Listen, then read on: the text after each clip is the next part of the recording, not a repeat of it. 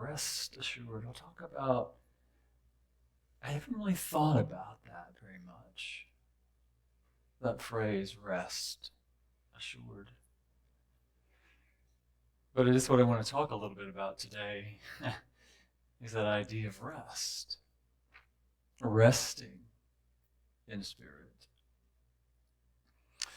But before I do that, I just want to say, I started this 3-week series a couple of weeks ago where I started talking about the river and using the river for a metaphor for life, abundant life, God's life, the life that is living us, and how that is constant, unfailing, unchanging.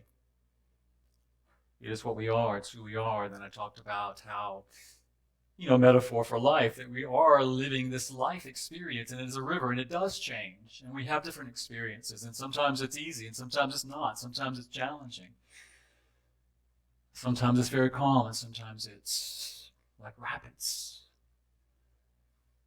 And the last week I talked more about how we can open up the floodgate.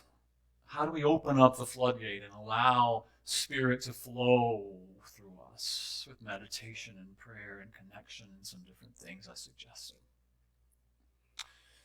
So this week my title is Harness the Power. And what I want you to know about me is that I'm not really good at doing titles. I've never really done very well at that, and certainly not in advance. So, but I contemplated that. What does that mean? How would I talk about harnessing this power? Harnessing this power of God, the divine that is flowing through us, in us, as us. How do we use it? That was what was on my mind. How do we use it? And as I thought about it and as I meditated on it, what I got was, it's not about how you use it, it's about how you allow it to use you. And not about harnessing the power so much as it is about getting out of the way and letting that power use us.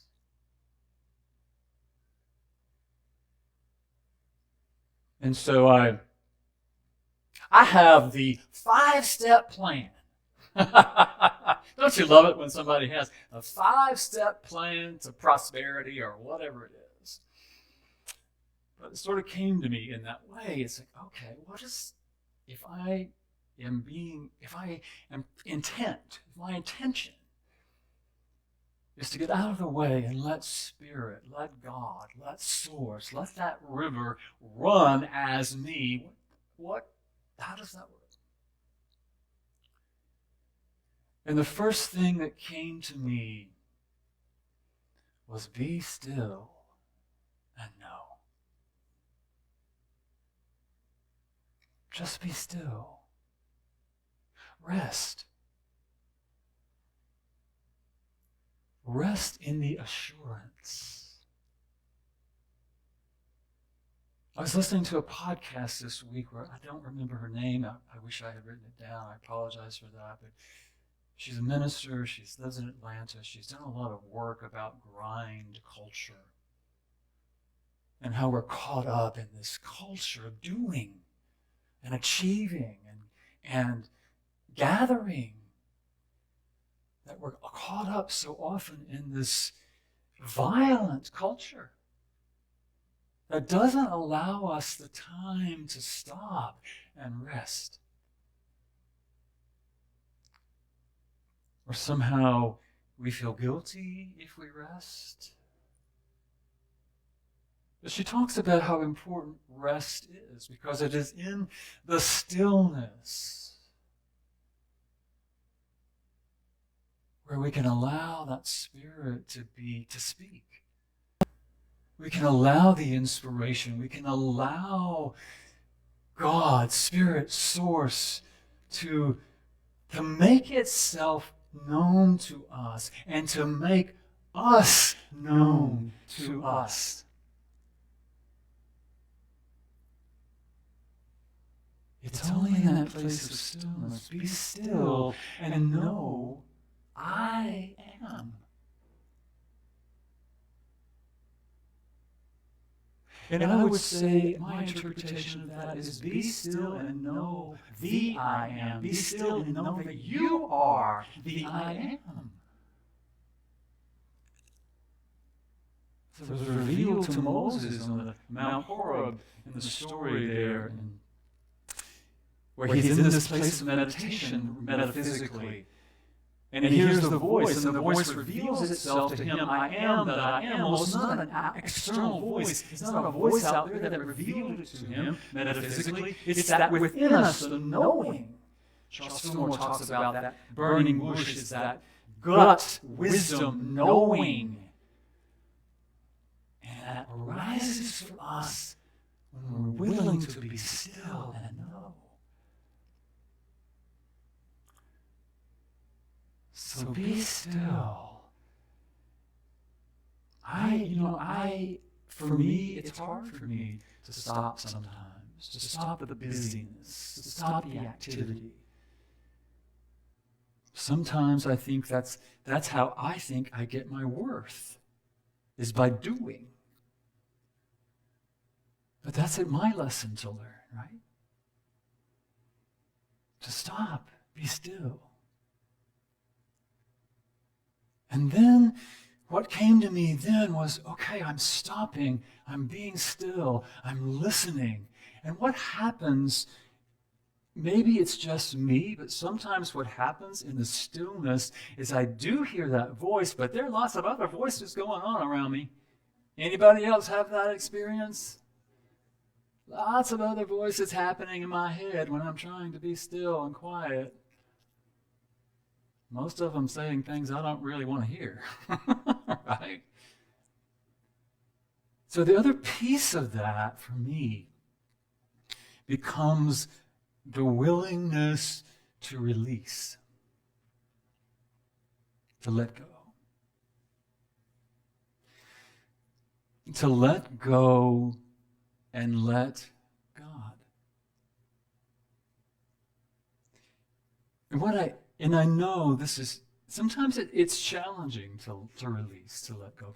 Because I've said this before, and I'll probably say it many more times, that we create the identity out of these things that we learn about ourselves in the world, and we create this idea of who we are. And what we recognize is when we are still and we're quiet and we listen and we hear, you are the I am that I am, living myself in and through and as that which you are, is that opportunity. That is who we are, and all that other stuff is who we're not. The limitations, the ideas that we're not enough, the ideas that something's wrong with us, whatever that is. And we get caught up in our experiences as well. That we identify with our past and our experiences. And I know that many of us have had difficult experiences and continue to have difficult experiences. And sometimes it's hard to release ourselves from that. I don't know what you've experienced. I don't know the pain that you've had, maybe the abuses that you have experienced. I don't know. And I know it takes time sometimes to release those things, to free ourselves from those things. I want to share something with you that I was reminded of as I was meditating this week. It's a writing that the author, I've tried to find the attribution for it. Some people say it was Ernest Holmes, founder of religious science. Others say Jennifer Eckhart Bernal, and still others say Reverend Sapphire Rose wrote it. But I just want you to hear this because it's so powerful. And I want you, as you hear it, as you're listening to this, just be aware of what's coming up for you. Just be aware of what feelings might be stimulated, what thoughts might arise for you. Just be with yourself as you listen to this reading. She let go. Without a thought or word, she let go. She let go of the fear. She let go of the judgments. She let go of the confluence of opinions swarming around her head. She let go of the committee of indecision within her. Anybody else have that? She let go of all the right reasons. Wholly and completely, without hesitation or worry, she just let go. She didn't ask anyone for advice. She didn't read a book on how to let go. She didn't search the scriptures. She just let go. She let go of all the memories that held her back. She let go of all the anxiety that kept her from moving forward. She let go of the planning and all the calculations about how to do it just right. She didn't promise to let go. She didn't journal about it. She didn't write the projected date in her daytimer. She made no public announcement and put no ad in the paper. She didn't check the weather report or read her daily horoscope. She just let go. She didn't analyze whether she should let go. She didn't call her friends to discuss the matter. She didn't do a 5-step spiritual mind treatment. She didn't call a prayer line. She didn't utter one word. She just let go. No one was around when it happened. There was no applause or congratulations. No one thanked her or praised her. No one noticed a thing. Like a leaf from a tree, she just let go.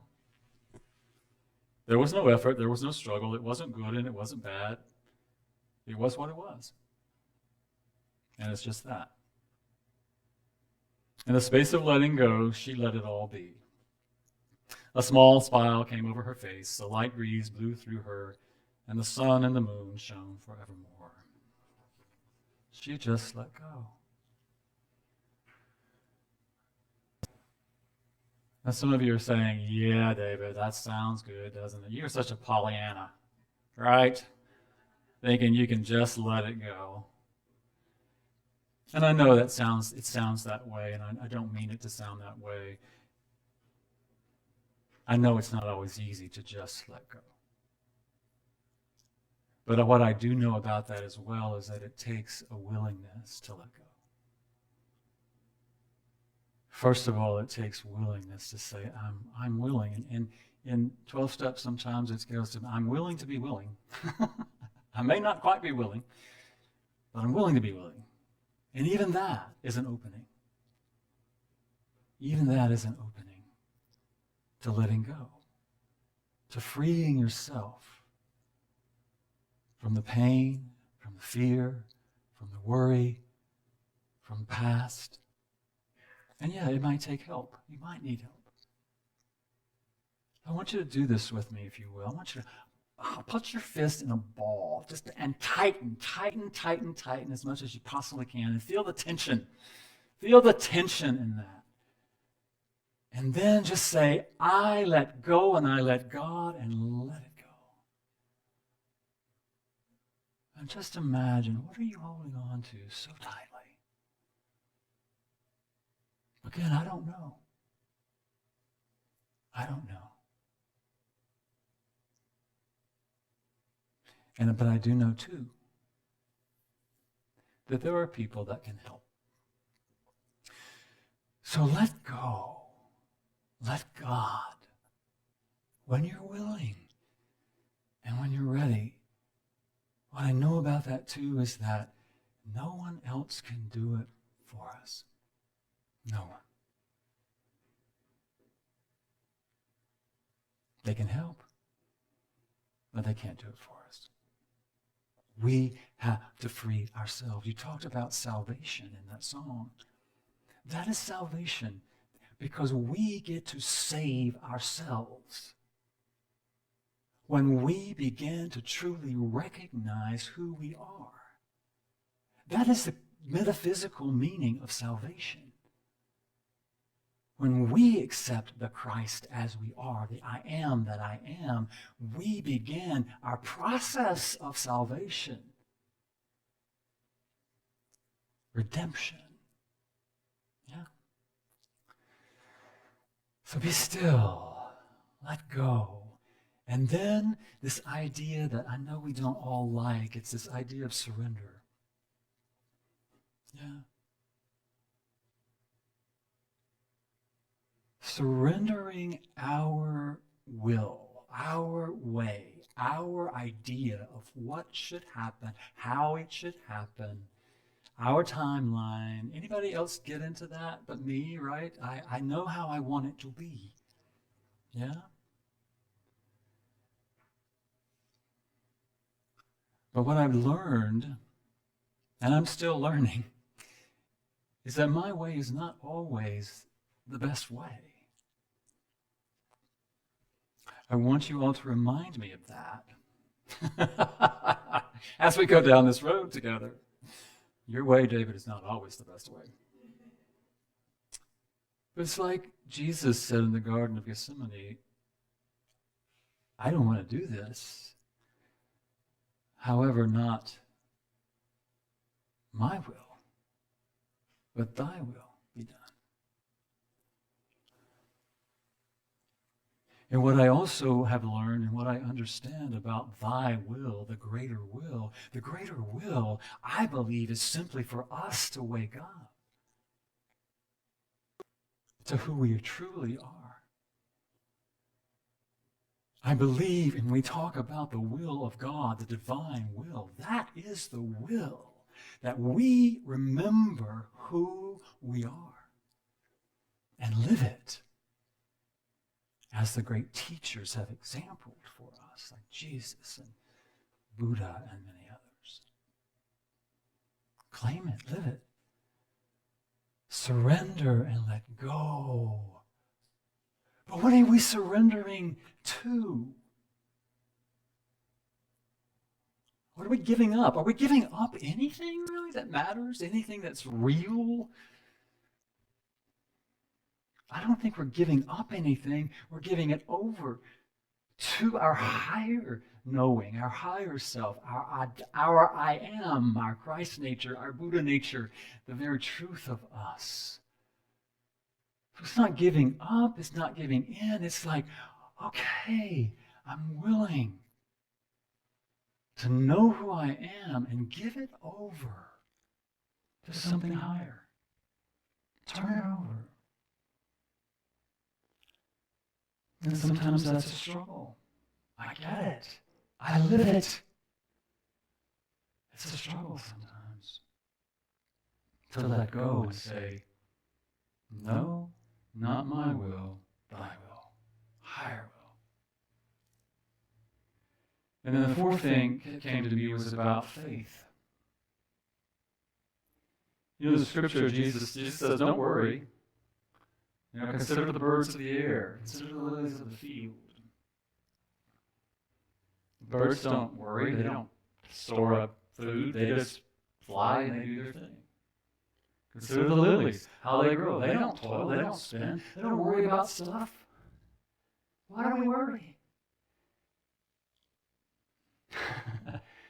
I don't know. Why do I worry? You know, I've been living over close to White Rock Lake, and I've been walking around the lake over there every day since I've been here the last 2 weeks. And one day, I was walking toward the lake, and I looked up, and I saw this flock of birds. And it was as if there was a cloud of birds. And it was as if they were just floating. It wasn't as if they were flapping their wings, trying to get somewhere, trying to stay afloat, trying not to fall to the earth. It was as if they were this beautiful black cloud of birds. They were just moving and flowing, and it's almost as if they were stationary. I had never seen that before. I had only seen birds flying somewhere, going somewhere, trying to, behind each other and that kind of thing. They're always moving. And that was the first time I have a new phone, so I was trying to take a video of it, but I ended up taking a video of my foot. So I did not, was not able to get the video, unfortunately. But maybe that was just the way it was, what it was supposed to be. I was supposed to have that experience. And just to notice, can I be like that? Can I trust? Can I have the faith that God, source, universe is going to take care of me? That I don't have to worry. I don't have to try so hard. Can I just be like the birds of the air and just trust? And be like the lilies. I'm going to change that up a little bit because as I'm walking around, one of the things I've missed about Dallas is all the wonderful live oak trees. I love the live oak trees. In this neighborhood I'm in, I walk down the street and there's this, I don't know how old this tree is. I bet the trunk is at least that big around. And it's just this magnificent tree. You know, I haven't gone up and actually hugged it yet, but I have marveled at it. I walked by it and I was just like, just in awe of this tree. So what about if I could just consider not the lilies, but the tree? How it grows, how it's grounded. Dee sent me a video the other day of Eckhart Tolle talking about trees. He was like, the tree is just going, you know, the tree is just going, you know, if the tree made a sound, it would be like the primordial sound of the universe, right? The home, just there doing its thing. Not worrying if it's, not saying, oh, I wish I was a spruce, you know, or wish I was an oak tree. I wish I wasn't growing right here in this spot. I wish I was closer to the lake. You know, trees don't do that, right? But we do, don't we? But can I live in a place of just trusting, having faith? Eric Butterworth defines faith as a consciousness centered in the divine flow. A consciousness centered in the divine flow. So can I just be centered in that, trusting, knowing? You know? Really, what am I afraid of? You know, is that life going to lead me somewhere that I don't really want to go? It's like another thing that Eckhart Tolle said too is life is not here to make you happy. Life's here to wake you up, to make you conscious. Sometimes that's hard to remember when things aren't going my way, right? And then lastly, what I recognize is the importance of presence. Being present in the now moment. I think Eckhart Tolle would call it the power of now. But being present for what is in the moment. And what I mean by that too is, first of all, being present with yourself. What's moving in me? What am I feeling? What am I thinking? What am I experiencing? Where am I holding on to things that are limiting my experience of my divine self? What do I need? What are my values? What am I experiencing? And making conscious choices about that to feed yourself, to meet your needs, to take care of yourself.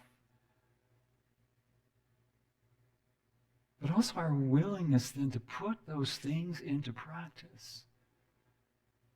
To be present enough to say, I am worthy enough, and I love myself enough to take time to be still and know.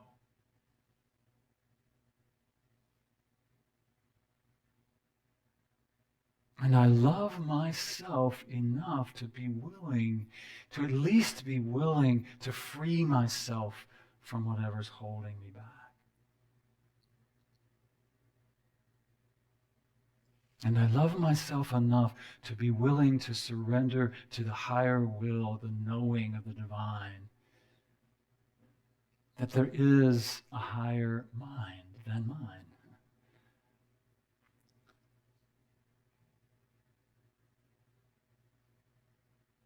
And to trust that even though it doesn't look like the way I think it should look, that I'm being supported.